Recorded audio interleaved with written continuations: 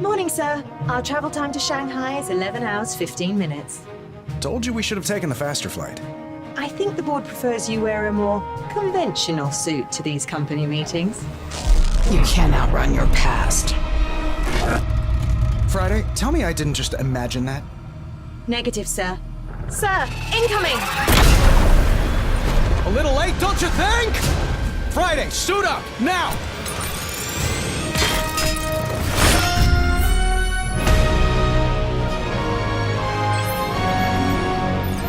All systems online. Time for the hero thing. Sir, hostiles inbound, 10 o'clock. So much for a hero's welcome.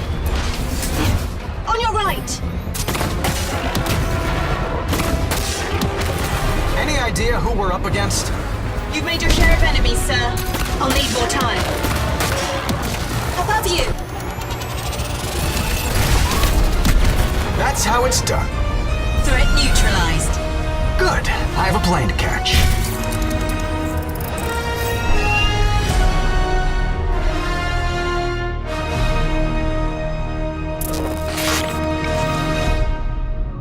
PlayStation. What is up, New York Comic Con? Yes!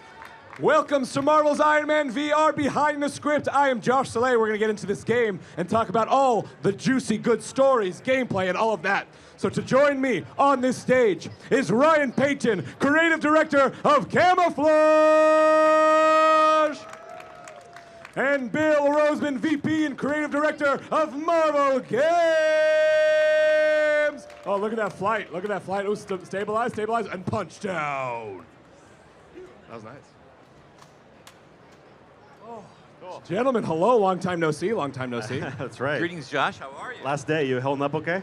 Yeah, doing my best. Too much yelling. I like that T-shirt. On brand. I mean, I like your guys' t-shirt. Hey, twins. We're Yeah. twins. See, these are pretty cool, right? Woo! Ah.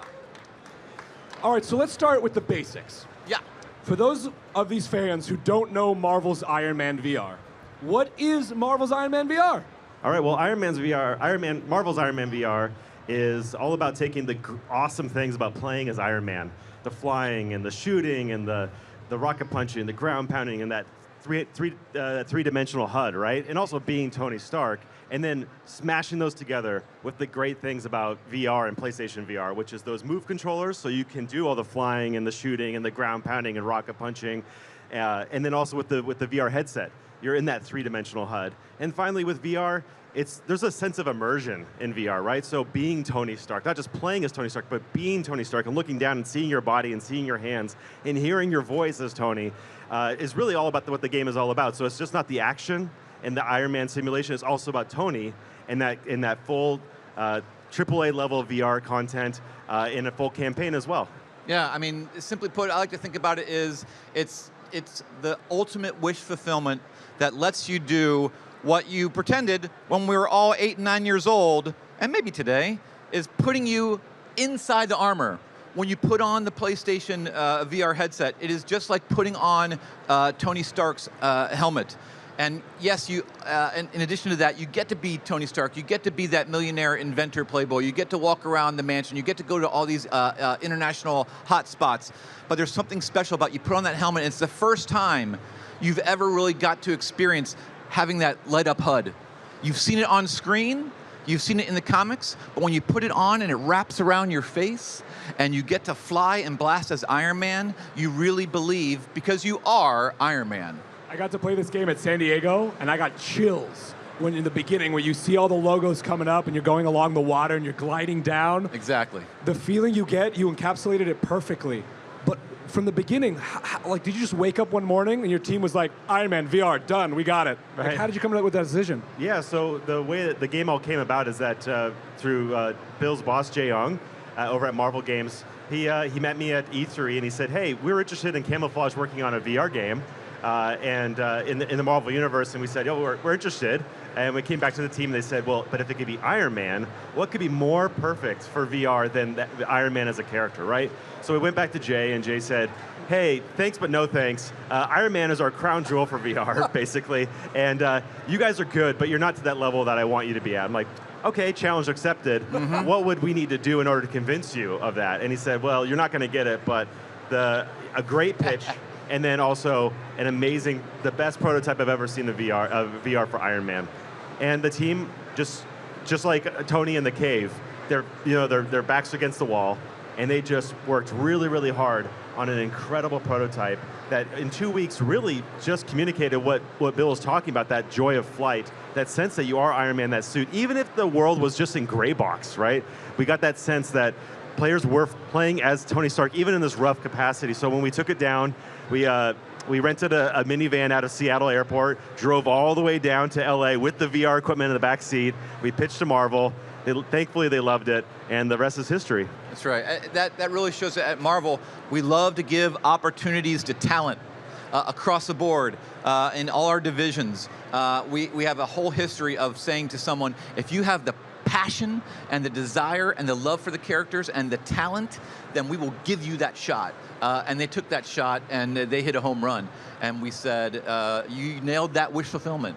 That number one is, you put it on, do I feel like I'm flying? Do I feel like I'm blasting? And from day one, they killed it, and we said, you got it, go. Well, it was like you were Tony Stark, right? Someone tells you no, and you were like, I'm going to make this. No one's going to stop me. Basically. And it pans out beautifully.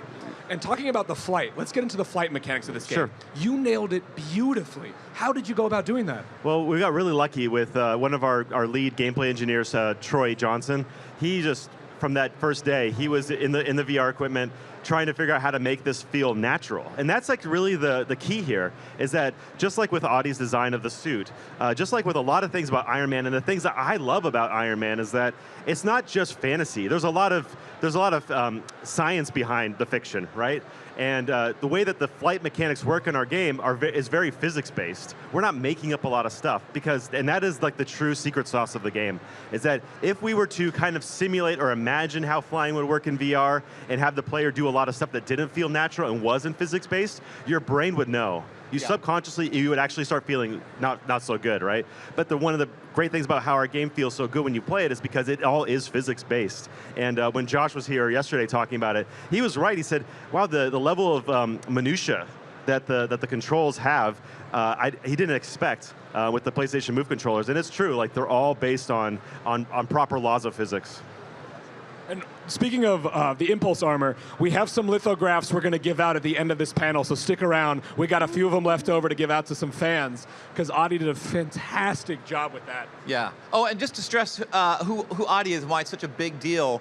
So Audie was the artist who, back in the 90s, drew the Extremis storyline in the Iron Man comic book that Warren Ellis wrote.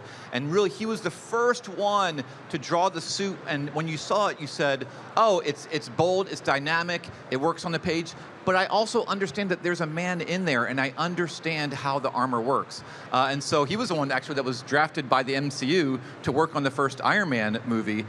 So he's the one that was a huge inspiration for the MCU. So to have an artist that we love, who has done the comics, who has worked in film, now to come full circle, we love working with him again, and then to help us design the armor, and then create this print is an awesome thing, and it just shows you how much the team cares about authenticity, about Marvel and getting it right, and when you can get the actual creators to come on board, that's something special. And let's go into this armor a little bit, even more details. You're now creating an armor for VR. Right. What is that process like? Yeah, so just as Bill was saying, we had that kind of classic inspiration, and Audie helped modernize it, right? But when he's working on the comics, for example, I would imagine that maybe that's where the work would finish. But then the team went and started 3D modeling that suit, and then we put it into VR, and we realized that when players twist their arms around like this, how does it actually function? Yeah. And some stuff would break. Yeah. And so then we call back Audie and say, hey, can you change this aspect of it so the players can rotate their arms more properly? Or when they put their chest piece out, like if they pump their chest, it actually flexes properly over here around the clavicles, right? And to Audie's credit, he was not only open and willing to do it, but he was really excited to do it because we were actually stress testing how the suit would work in the real world, right? Yeah, and I mean, that's the magic of VR is that everything has to function, it has to work. You have to look down, and as Ryan said, be able to move your arm in any direction.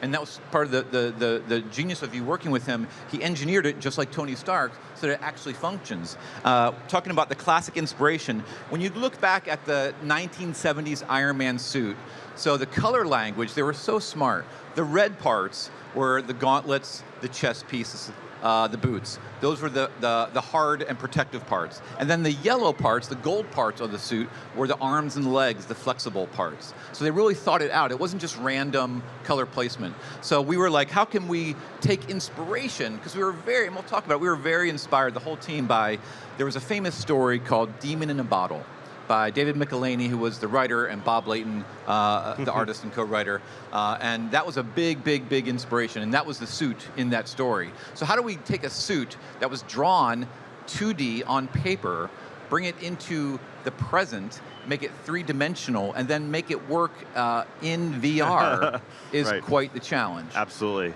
And thankfully, the team at Camouflage, the developers, we were up to the challenge, but only to a certain point because our team was trying to figure out on our own and working with Bill and working with Tim, and to a certain level, we got like it kind of blur your eyes. You can kind of see a lot of the similarities, but it wasn't until Audie came in there and then really added his design background to really flush it out and make it a really clean and powerful looking suit that we're calling the Impulse Armor. What I also love is the team was very much inspired by Italian sport cars. Oh, that's right. Because everything that Tony makes, it's going to work, it's going to be excellent, but it's going to look good.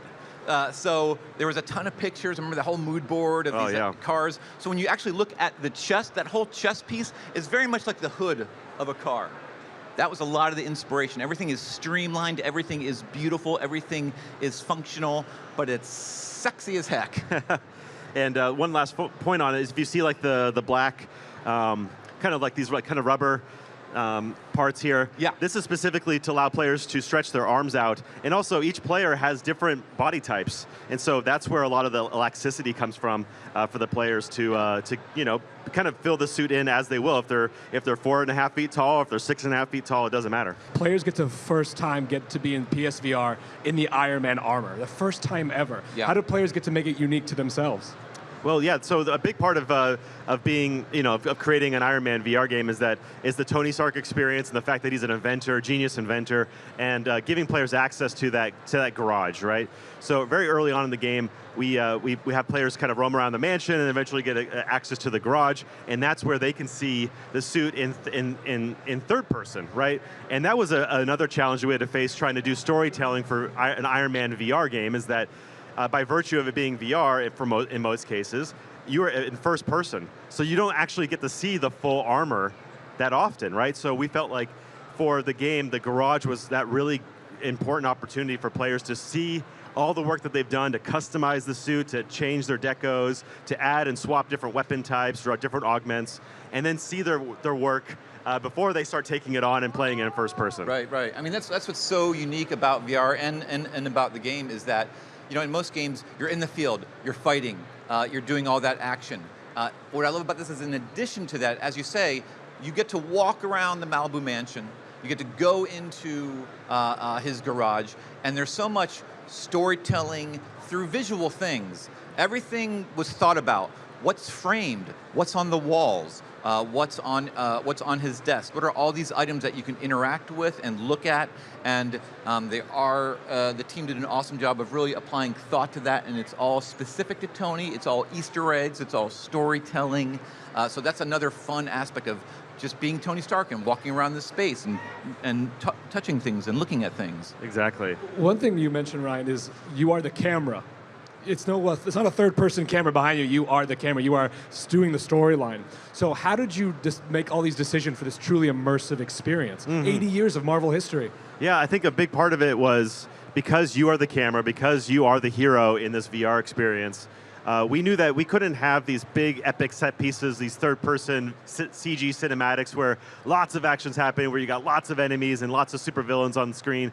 We really felt because it's VR, because you are the hero, we wanted to tell a more intimate story. So we do have a more limited set of supervillains, and that's supervillains. We've only really talked about one, but also just making sure that even though the scale of the game is quite epic, is that we want to make sure it's a very personal story to Tony, and that the interactions you have with our supervillains are very up close and personal as well.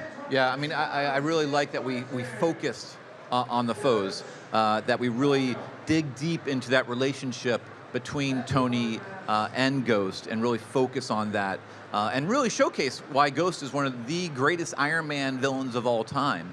And even though you say, I mean, I think there are moments when you talk about filling the screen with a ton of villains, but there are moments when you're flying and those drones are all around you. Like when you're at the helicarrier and the drones are everywhere, you're trying it's freaking crazy. and you're trying to save the plane, and they're all around. It really shows you how difficult. It's like everyone thinks, oh, it should be easy to be Iron Man. You're in your armor and you're just shooting, but it's just because you're in the armor doesn't mean everything's going to happen automatically.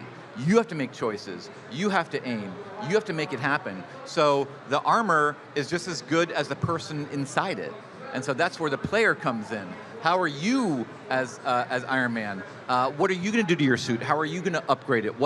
It's so cool on the gauntlets. There's many things you can swap out. There's all sorts of missiles and bombs that you can pick that give you different offensive and defensive capabilities. And it's up to you to decide, how are you going to play? What's your Iron Man? Right. And how are you going to use those things? Because they don't just go automatically. You have to decide That's when right. to fire at the moment, where you're going to aim, all that. Oh, hey, can I borrow your mic to do a demonstration here?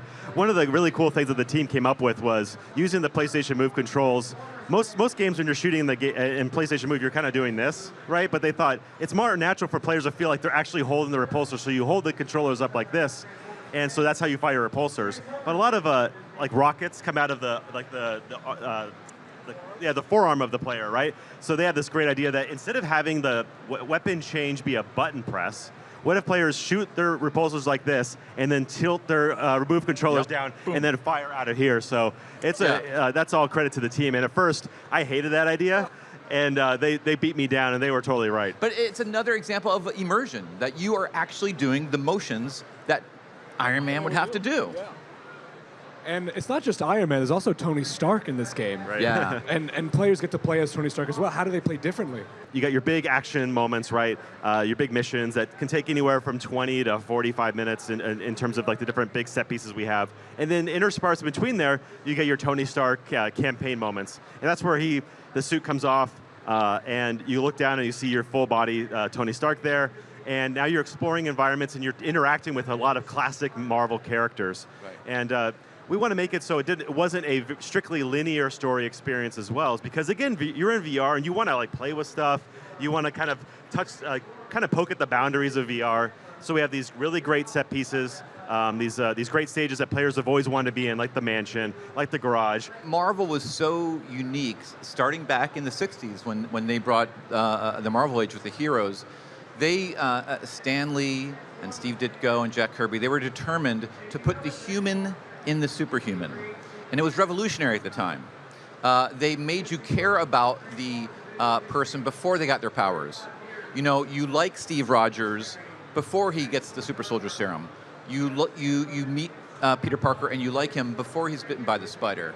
In our case, you know, you meet Tony, you care about Tony before he goes into the cave. And so those moments, I think the writing team, Brendan Murphy and Christos Gage, who came in later, did an awesome job of making the Tony moments just as important as the Iron Man moments. And that's what we love about Marvel. We care about these people that are inside the uniform. We worry about what's happening up in the sky because we care about them when they're on the ground, and their supporting cast. So all of the scenes are all driving the story forward, are upping the drama, are exploring who Tony is as a person. And again, to talk about that supporting cast, it's not just Tony. You get to interact with his AI Friday. There is, of course, Pepper Potts. There is Nick Fury, who you meet in the helicarrier. And it's really these different people, including Ghost, who really challenge Tony, push him forward, challenge him to be the best person he can be. Ghost is the one that really pushes him. She challenges his worldview. She's saying that, no, you can't just turn the page and build upon your past to try and be your better self. She is the ghost from the past. And Tony's like, no, all of us. Every day we have an opportunity to be our best selves. We may have stumbled yesterday, but that doesn't mean that today we can't get up and move forward. And that's a very inspirational thing. And Ghost really challenges him with that. And in the same way, I think Friday and I think Pepper all challenge Tony. He's got this sort of support team. It's really the women in Tony's lives who are behind him, who support him, who challenge him. And you go on this journey and you realize, Tony is he's an egocentric guy. He truly believes that he himself can save the world. That's a noble thing, but he needs to realize that you can't do it alone. And it helps to have a team around you. Well, should we cue up the story trailer? I think it's time to show that Tony's at the heart of this story. That's right. So we show these fans the story trailer that we showed earlier at Madison Square Garden, which is gorgeous. Let's cue it up right now.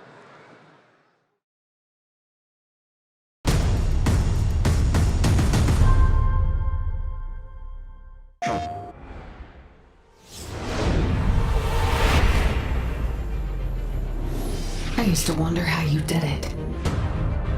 Lived in this empire built on pain and suffering. More than a dozen people are dead after a missile attack involving Stark Industries. Why'd you stop selling weapons, Tony? I needed to sleep better. Start drones incoming on an intercept course. I told you your old weapons would be the death of you, Stark.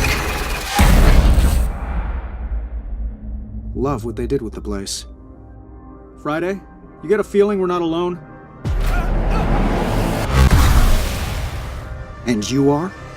A ghost from your past. In death, victims have power. I speak for them. And we say, don't atone for your sins. Die for them.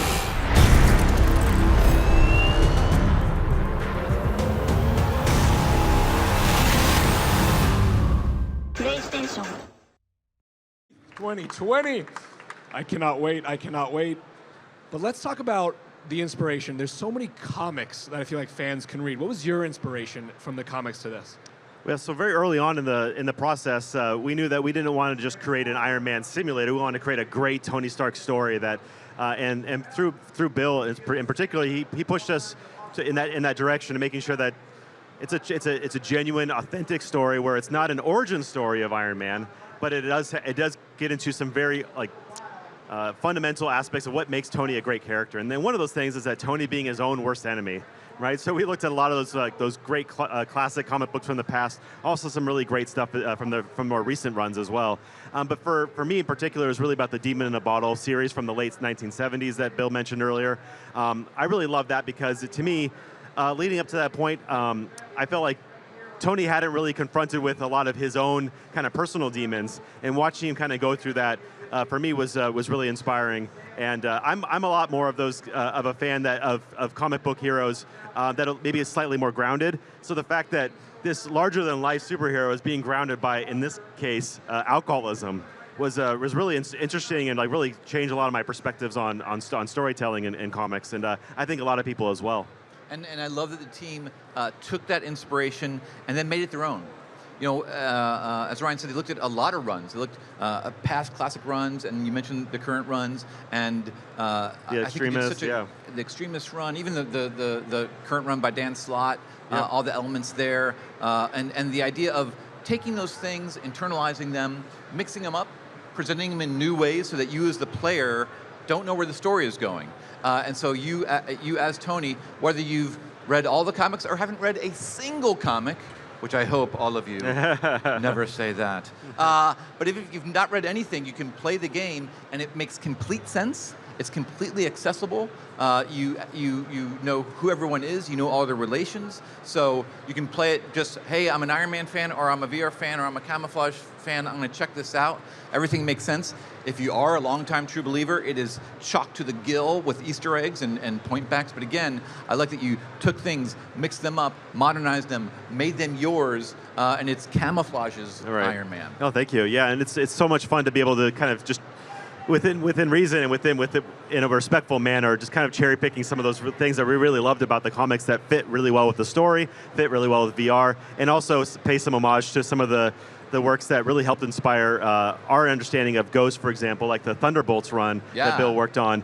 There's a very, very subtle Easter egg from one of the comics that he worked on in one of the missions in the game that I should not spoil. But that's for like the really hardcore. So like Bill said, though, you don't have to have read the comics to really understand, to understand it all, like the high level. Like the high level of the story makes sense from beginning to end. I also want to give a shout out to Christos Gage, yeah, absolutely, who wrote this story. Amazing, talented, legendary man.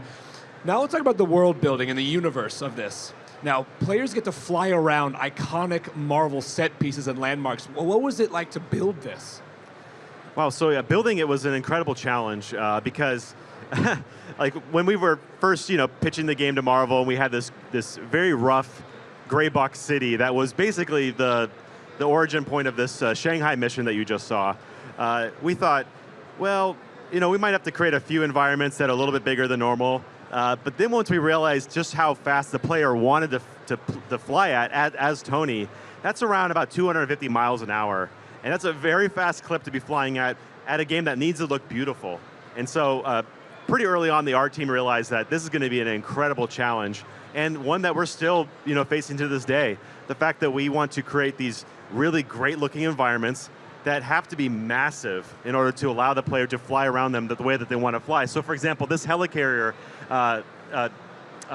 unit right here, this is more than the size of many missions that you would play in like a normal game where you're on foot, right? This would take up probably 3 missions worth of content on an on-foot game. And it's fully built. It's not just the top. It's the bottom. You can fly inside. You can go through the bottom. Yep. It's all designed of again in VR. I'm not just watching this thing. I'm going to get up close to it. I'm going to interact with it, and it has to be 360. 360 all the way around. So that was a lot of the inspiration of designing everything. Even the characters, really designing full body. What they look like standing there looking at you, foot to toe, front, back, all the sides, coming up close, seeing them from a distance. All that thought of building, and I would say the environments, the people, it was like a checklist. It just started with being a fanboy. Like if I'm Iron Man, well, here's the places I want to go, here's the people I want to see, here's the things I want to do, here are the foes I want to face. It was just like, when we were little kids, like, hey, you want to draw an Iron Man comic? Okay, what do you want to do? And that's what we were. We just started as fans in a room with lists and what would be our dream Iron Man story. Yeah. I cannot wait. I cannot wait. Guys, Marvel's Iron Man VR exclusively for the PSVR, coming out February 28th, 2020. You can also pre-order on the PlayStation, and you get all of these beautiful 4 deco armors, as well as 1 month of Marvel Unlimited. Terms and conditions apply. Check out marvel.com/unlimited. I mean, look at these beautiful, beautiful Yeah, we took renderings. the original Impulse armor, and we just did kind of Easter egg suit. So here's inspired by his very first all-gray suit, Mark I. Here's one very much inspired by his 1970s comic book suit. Here's one inspired by the Silver Centurion. And then this is the wild card one. We're like, let's just make one up and let the team go nuts. And then you get the ultraviolet armor. And you guys can play this game at the PlayStation booth right on our left, 1854. Play the demo of Marvel's Iron Man VR exclusively for PSVR. Last word, last sentence you guys want these people to know about. Yeah, thank you. Because one important point about the custom decos is that you don't just see them in first person. It's not just about applying them and now seeing them in the arms. You see them in the garage. You see them in third person as well. So players get to see just how cool and see just like all the level of detail the team has put into it. I just want to say, if you love Iron Man, if you ever dreamed of being him since you were a little kid to now, this is your chance. You put on the helmet. You are Iron Man. Suit up in February. Give it up one more time for Bill Roseman and Ryan Payton for Marvel's Iron Man VR exclusively for PSVR.